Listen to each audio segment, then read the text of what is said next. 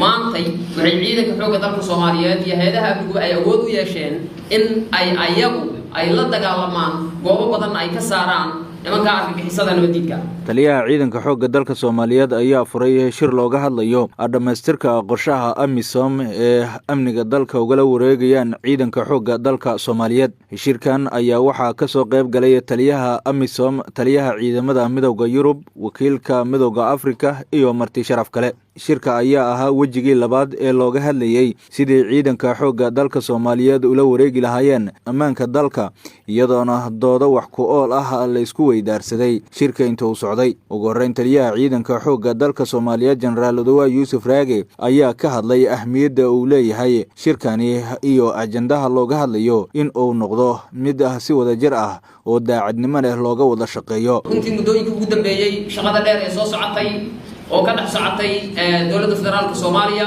iyo midowga Afrika oo meelo badan oo kala duwan ay kulamo ka dhaceen si loo hirgeliyo ama loo dhaqan geliyo economics. waxaan dareemi karnaa muhiimadda uu leeyahay dhaqan gelintiisa iyo sida ay ay muhiim u tahay in laga mideysnaado. runtii waa arrin u baahan isku duubni hadday noqon lahayd dhinaca SNA iyo hadday noqon lahayd dhinaca AMISOMba iyo beesha caalamkaba waa arrin u baahan runtii in la isku duubnaado si daacadnimo ahna loo wada fuliyo loona wada eego.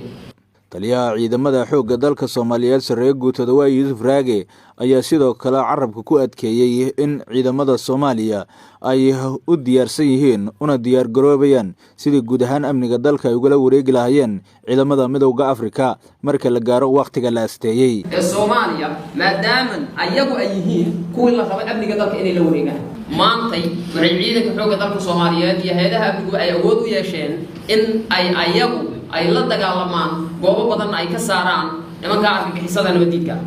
sidoo kale waxaa goobta ka hadlay wakiilka midowga Afrika Soomaaliya u qaabilsan Ambassador Francisco Mandero, isagoona sheegay in ay muhiim tahay in ciidanka Soomaaliya laga caawiyo dhismaha iyo dib u qalabaynta si ay ula wareegaan amniga guud ee dalka Soomaaliya marka la gaaro waqtiga loogu talagalay. All AMISOM senior staff officers here present,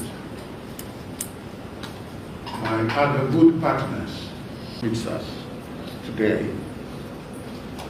You are many in your numbers and representation. Consider that I have mentioned you all. Mohamed Ali Sibriye, warbaahinta ciidamada Muqdisho.